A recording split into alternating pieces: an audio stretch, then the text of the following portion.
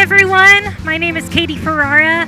I wanted to introduce myself and tell you a little bit about the song I wrote, which is called Amelia. I wrote it because I was very inspired by Amelia Earhart, and I wanted to know, what made her fly around the world? What's her story? She seems like a very interesting person in history. I'm in front of the memorial statue in the North Hollywood Park, and I wanted to show you a little bit about what it looks like. Here it is. And we're going to zoom in a little bit closer so you can see her name and some of the people who helped create the statue. So I'm on the internet right now, and I'm reading a little bit about the history. And the statue is here because Amelia Earhart, she lived and worked in North Hollywood. I did not know that. Thank you, internet. The statue was originally sculpted out of steel and fiberglass by Ernest Shelton and was erected in 1971. So you can see here on the, dedicated 1970. So this was originally made in 1971, and then it was removed in 2002 and brought back the following year in bronze. So the North Hollywood Park, I want to thank you guys for having this here because this is a very interesting piece of history. I'm also going to show you another piece of history by the street corner where I performed. Hi everyone, so this is the other part of the Amelia Earhart Memorial. So if you visit the park, there's tons of information about her.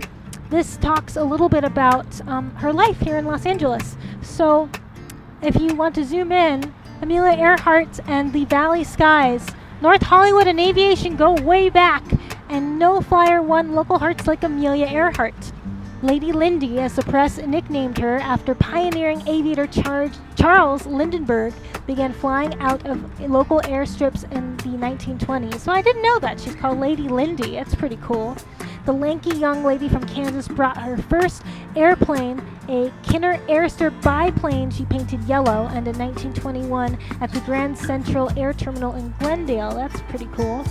She set women's altitude and speed records and tested and repaired planes at the Van Nuys, Glendale, and Burbank airports. She made the first solo transcontinental flight by a woman in 1932, and in 1935 she made the first solo flight by anyone from Hawaii to the U.S. mainland. She didn't just spend her time in San Fernando Valley skies. She and her husband, publishing magnate George Palmer Putnam, bought a house in Toluca Lake. So she spent a lot of time here during her life. And if we go around, we can see a little bit more of the history. Famous around the world, and above it, we got a nice picture of her. This talks about her flight across the Atlantic Ocean. Interesting. She wrote, "Please know that I am quite aware of the hazards. I want to do it because I want to do it. Women must try to do things as men have tried. When they fail, their failure must be a challenge to others." That's really inspiring. The mystery of her disappearance on a 1937 all-around-the-world flight accounts for much of the enduring interest in Earhart, but so does her insistence on freedom on the air and on the ground. Long before the modern women's movement, she had turned down 5 marriage proposals from Putnam.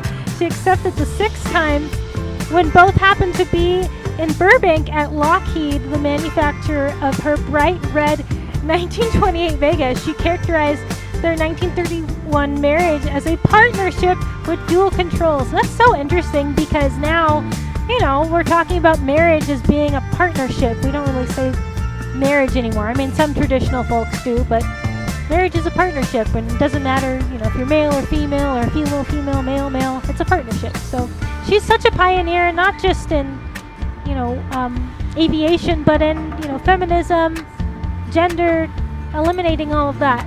On this other side, talks about her fatal flight. There's a picture of her and Paul Mantz overlooking her course. And then over here, it's got the Angels Walk in NoHo. It's got a little map. That's interesting. So this is very interesting material. If you ever visit California, you got to learn about the history of Amelia.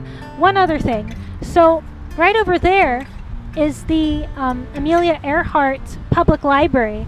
Now, according to Wikipedia, it wasn't always called that. The library was actually the, what is it called?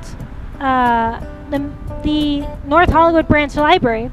And it wasn't until 1980 that they had changed the name to the Amelia Earhart Library. So that's a little fact that you can learn today.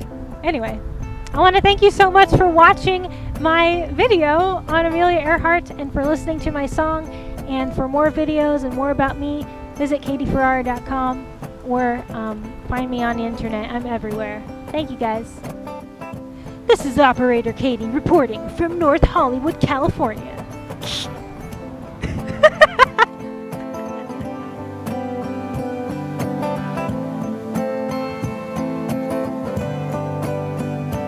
It was June 1st, 1937. Fred knew